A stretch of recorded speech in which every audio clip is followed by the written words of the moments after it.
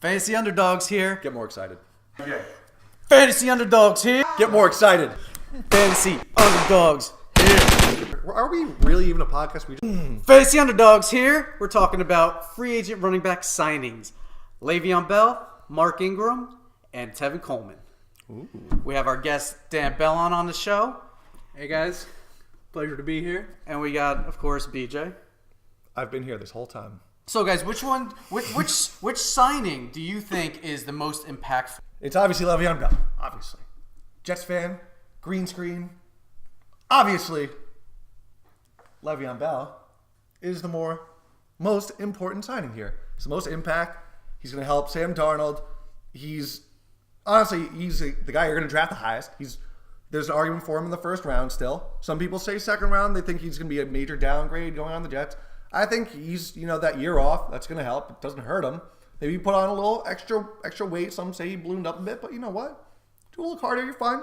Be fine. He'll be out there. His joints are nice and rested. I think he's worth a first round pick, honestly. What do you guys think? I would say in the late first round. Yeah. Still a talent. I mean, he catches the ball out of the backfield better than anybody else. Well, debatable. You got Christian McCaffrey you can kind of throw in there as well. Same with Kamara.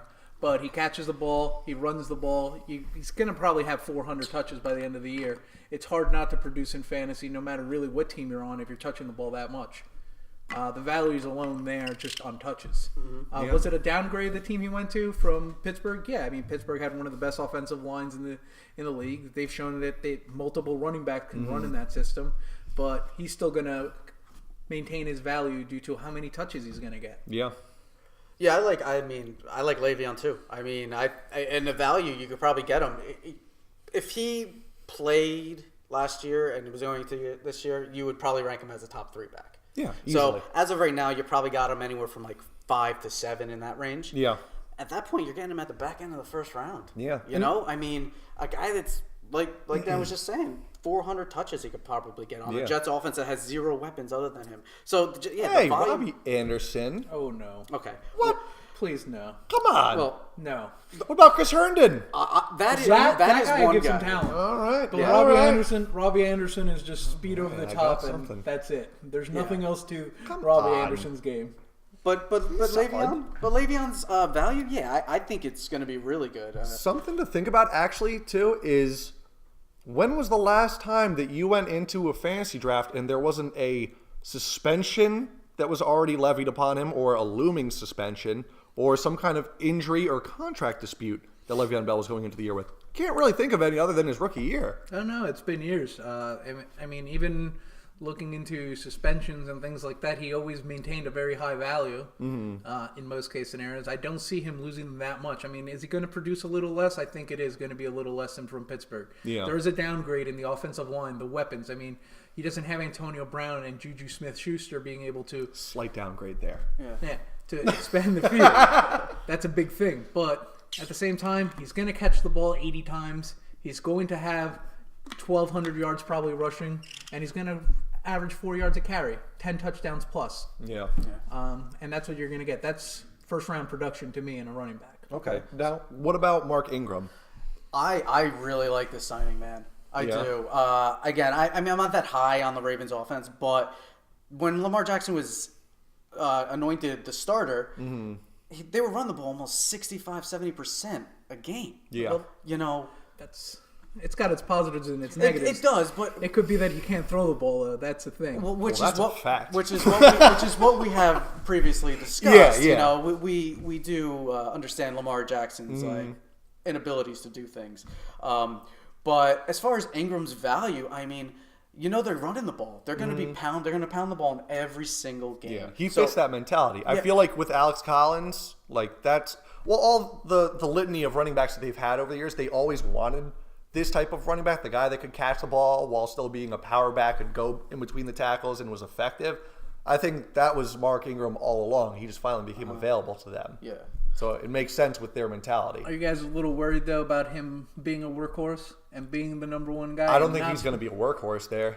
They don't like giving the ball to just one guy. Maybe down the stretch, sometimes they do that. Like they did that with Alex Collins a couple of years ago. They did it with Edwards last year. Yeah, but I think they recognize as a franchise the way you use running back. You don't grind them all year. They know that down the stretch, when winter is coming, Jon Snow, Game of Thrones coming up, Absolutely. but that they know that's when you pound the ball, that's when you wear down the defense that time of the year. When it's for fantasy purposes, when you're starting at the beginning of the year, you don't see that as much out of those second-tier running backs, but it pops up during playoff season for fantasy.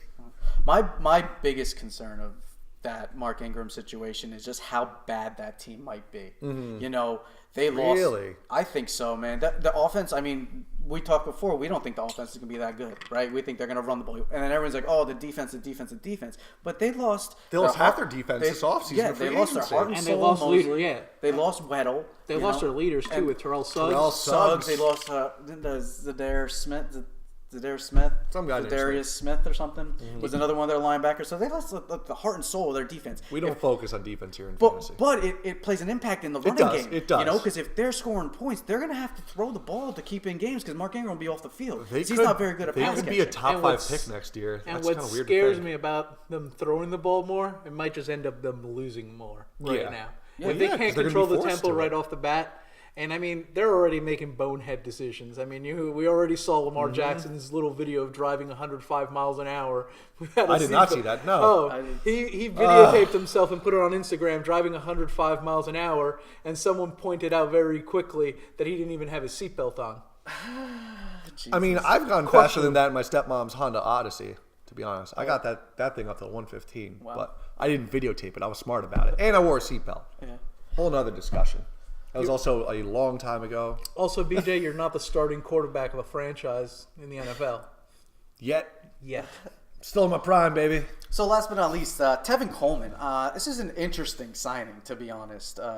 There's a lot of depth at running back over in. They have 3 viable starters there now, but none of them could stay healthy. And they just re-signed Mostert to a 3-year deal. So Yeah, wow. So you got 4 guys that have been capable in that Shanahan offense. I honestly think Jerick McKinnon's going to get cut. Maybe the injury's worse than it is, or they don't want to pay him the contract. They signed Coleman for cheaper. And that Coleman used to play with Kyle Shanahan, right? Yeah. Didn't he? Yeah, no, You know? he did. And the thing is, it's like it seems like a lot of the running backs they have too also do the same thing. They're the same type of running back too, which is kind of what scares me. It's like They're a do you faster really, guy that can catch the ball. Yeah, like do you he's really not need- like a ground and pound kind of I'd running say back. Breed is a little bit different. I think he's more. I mean, they used him as a. I think he has the most talent of all of the running backs. I they like have there. Tevin Coleman the most.